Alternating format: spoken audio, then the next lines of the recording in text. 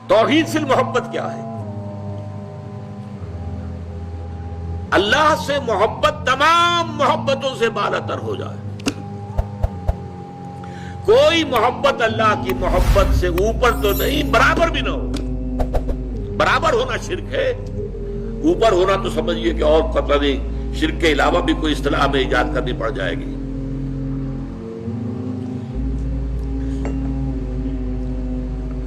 سورہ بقرہ میں فرمایا وَمِنَ النَّاسِ مَن يَتَّخِذُ مِن دُونِ اللَّهِ أَندَادًا يُحِبُّونَهُم كَحُبِّ اللَّهِ وَالَّذِينَ آمَنُوا أَشَدُّ حُبًّا لِلَّهِ. لوگوں میں سے کچھ ایسے بھی ہیں جو اللہ کے سوا کچھ ہستیوں کو محبوب بنا لیتے ہیں، اللہ کا مد مقابل بنا کر ان سے وہ محبت کرنے لگتے ہیں جو اللہ سے کرنی چاہیے تھی. وَالَّذِينَ آمَنُوا أَشَدُّ حُبًّا لِلَّهِ. اور جو واقعتاً اہل ایمان ہیں وہ شدید ترین محبت کرتے ہیں اللہ کے ساتھ. تو قرآن یہ نہیں کہتا کہ آپ والدین سے محبت نہ کریں، کرو، لیکن والدین کی محبت اللہ کی محبت کے برابر نہ ہو جائے، اس سے بڑھ نہ جائے. اولاد سے محبت کرو، اولاد کی محبت اللہ کی محبت سے بڑھ نہ جائے. دیکھیے یہ محبتوں کا امتحان ابراہیم سے اللہ نے کیسے کیسے لیا تھا. وَإِذِ ابْتَلَىٰ إِبْرَاهِيمَ رَبُّهُ بِكَلِمَاتٍ فَأَتَمَّهُنَّ قَالَ إِنِّي جَاعِلُكَ لِلنَّاسِ إِمَامًا. کیسے کیسے امتحانوں میں سے پاس ہونے کے بعد پھر وہ مرحلہ آیا کہ اللہ نے فرمایا ہے ابراہیم میں تمہیں تمام نوع انسانی کا امام بناتا ہوں. والدین کو چھوڑا اللہ کے لیے، گھر بار چھوڑا اللہ کے لیے. بادشاہ کے دربار میں آنکھوں میں آنکھیں ڈال کر مناظرہ کیا کہ نہیں کیا؟ بادشاہ جو ہے وہ مرعوب نہیں کر سکا. وَبُہِتَ الَّذِي كَفَرَ. بلکہ جو مناظرہ ہوا ہے تو بادشاہ جو تھا نمرود وہ مبہوت ہو کر رہ گیا. اپنی جان کو اللہ سے، اللہ کی محبت سے زیادہ نہیں سمجھا. آگ میں کود گئے کہ نہیں، بے خطر کود پڑا آتش نمرود میں عشق. عقل ہے محو تماشائے لبے بام ابھی. پھر اپنے ملک کی محبت پر اللہ کی محبت کو ترجیح دی، ملک چھوڑ دیا، ہجرت کی. آخری امتحان جو لیا ہے، آخری امتحان جس سے کڑا امتحان ہو نہیں سکتا. 100 برس کی عمر میں وہ 13 برس کا بیٹا جو دعائیں مانگ مانگ کر اللہ سے لیا تھا، اکلوتا بیٹا، حکم آیا ذبح کر دو اسے. یہ ہے سب سے بڑا امتحان. 100 برس کا بوڑھا انسان اور بڑی دعائیں مانگ مانگ کر بیٹا لیا. 87 برس کی عمر میں حضرت اسماعیل کی ولادت ہوئی ہے. اب 13 برس کے ہو گئے. فلما بلغ معه السعی. جب بھاگ دوڑ کے قابل ہو گئے. 13 برس کا جوان بچہ جو ہے باپ کا دست و بازو بن جاتا ہے، بھاگ دوڑ. اس لیے آتا ہے نا کہ ابراہیم اور اسماعیل دونوں تھے جو بیت اللہ کی تعمیر کر رہے تھے. وَإِذْ يَرْفَعُ إِبْرَاهِيمُ الْقَوَاعِدَ مِنَ الْبَيْتِ وَإِسْمَاعِيلُ. اس اسماعیل کے بارے میں انی ارا فی المنام انی اذبحک فانظر ماذا تری. اے میرے بچے میں دیکھ رہا ہوں خواب میں، بار بار یہ خواب آ رہا ہے کہ میں تمہیں ذبح کر رہا ہوں. اور اس کے لیے چھری پھیر دی. یہ تو اللہ تعالیٰ نے جو ہے قد صدقت الرؤیا انا کذالک نجزی المحسنین. اللہ تعالیٰ نے کہا بس بس، امتحان ہمیں لینا تھا، وہ امتحان پورا ہو گیا. یہ ہے محبت، توحید فی المحبت. اللہ کی محبت تمام محبتوں سے غالب. اور اگر کوئی ایک محبت بھی آ کر آپ کے دل کے سنگھاسن پر اللہ کی محبت کے ساتھ براجمان ہو گئی، بات ساتھ کہہ رہا ہوں، اوپر نہیں، ساتھ بیٹھ گئی آپ کے دل کے تخت پر، تو یہی شرک فی المحبت ہے. اب دیکھیے یہ تو میں نے انڈیویجول لیول پر آپ سے بات کی.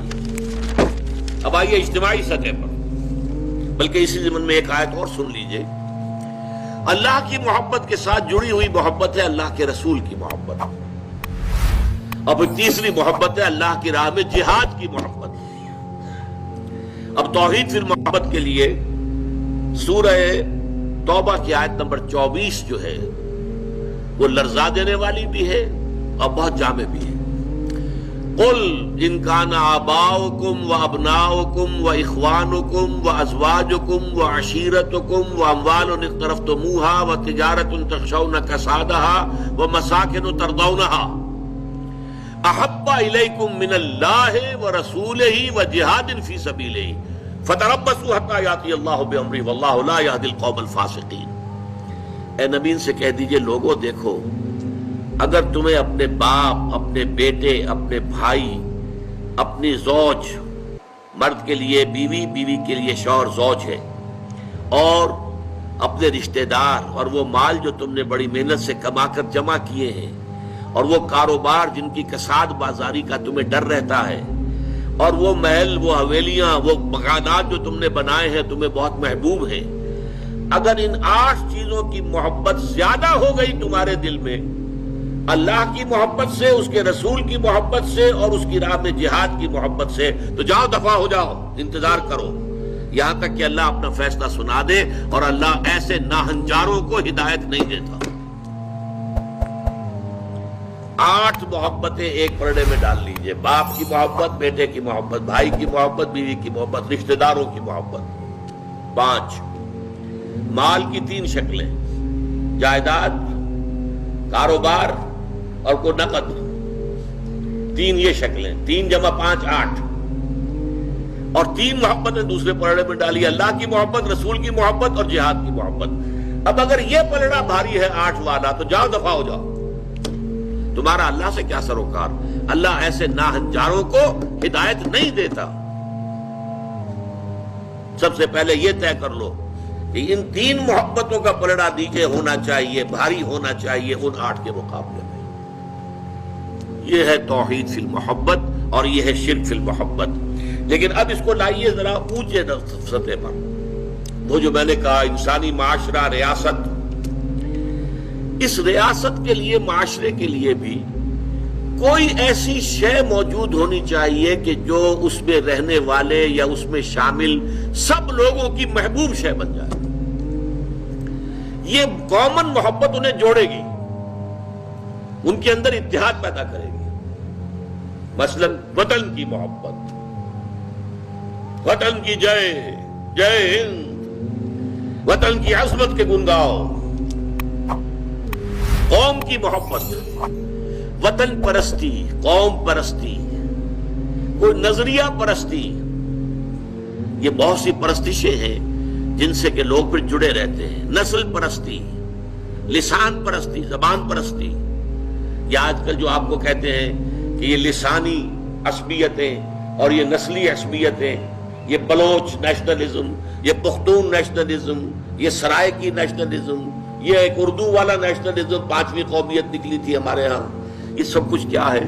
یہ جمعیت کے لیے، لوگوں کو جوڑنے کے لیے، شیرازہ بندی کے لیے، انہیں متحد رکھنے کے لیے کوئی نہ کوئی شے محبوب ہو جانی چاہیے۔ اس اعتبار سے اس دور کا سب سے بڑا شرک وطن پرستی ہے۔ لیکن پھر دیکھیے، میں بات آپ سے عرض کر رہا ہوں، علماء کرام اس کو نہیں پہچان پائے، اس کو پہچانا ہے تو علامہ اقبال نے پہچانا ہے۔ اس دور میں اور ہے، جام اور ہے، جم اور، ساقی نے بنا کی روش لطف و ستم اور، تہذیب کے آزر نے ترشوائے صنم اور، مسلم نے بھی تعمیر کیا اپنا حرم اور، ان تازہ خداؤں میں بڑا سب سے وطن ہے، جو پیرہن اس کا ہے وہ مذہب کا کفن ہے۔ نظارہ دیری نہ زمانے کو دکھا دے، اے مصطفی خاک میں اس بت کو ملا دے۔ یہ وطن پرستی شرک، اس دور کا سب سے بڑا شرک۔ نیشنلزم جو ہے وہ لوگوں کو جمع کرنے والی شے ہے۔ ہماری قوم، ریشیل نیشنلزم بھی ہوتا ہے، نسلی قومیت، اور آج کل نیشنلزم جو ہے وہ علاقائی ہوتا ہے، ٹیریٹوریل نیشنلزم۔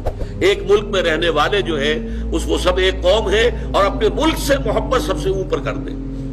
یہ ہے در حقیقت علامہ اقبال نے جس کو کہا کہ وطن ایک تو ہے وطن سے محبت ہونا، وہ ٹھیک ہے، حب الوطن من الایمان حدیث ہے، گفتار نبوت میں وطن اور ہی کچھ ہے، اور گفتار سیاست میں وطن اور ہی کچھ ہے۔ وطن جب آتا ہے ایک پولیٹیکل کانسیپٹ کی حیثیت سے وہ معبود بنتا ہے۔ اس معبود کی ایک نماز ہے، آپ کھڑے ہو جاتے ہیں، ترانہ پڑھا جا رہا ہے اور آپ کھڑے ہیں، جھکے ہوئے، سر جھکا کر کھڑے ہیں۔ یہ قنوت جو ہے یہ کس کے لیے ہو رہا ہے؟ وطن کے دیوتا کے لیے ہو رہا ہے۔ وطن کے دیوتا کا ایک اور ہے سلامی، جھنڈے کو سلامی دی جا رہی ہے۔ جھنڈا وہ علامت ہے آپ کے وطن کی. آپ کے علم میں ہوگا میں اس ترانے کے پڑھے جانے کے وقت کھڑا نہیں ہوتا, اور اس سے بڑی کنٹروورسیز بھی ہوئی ہیں, مجھے بڑی تلخ باتیں بھی سننی پڑی ہیں, لیکن میں یہ سمجھتا ہوں کہ در حقیقت یہ وطن کی نماز ہے, وطن کی حمد ہو رہی ہے, وطن کے اور ترانے گائے جا رہے ہیں. در حقیقت یہ اجتماعی سطح پر پولیٹیکل سائنس کے اعتبار سے آج وطن جو ہے